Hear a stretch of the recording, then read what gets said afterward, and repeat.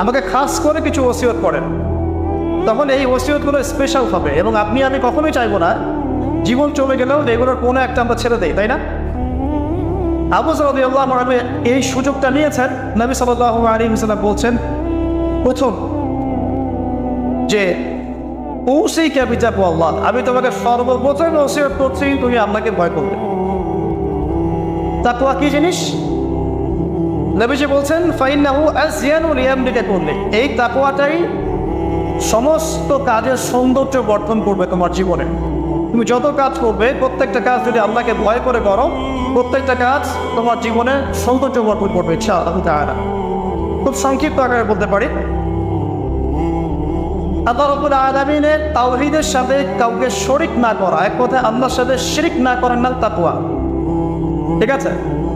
আল্লাহ এক, আল্লাহ অদ্বিতীয়, তিনি মহাবিশ্ব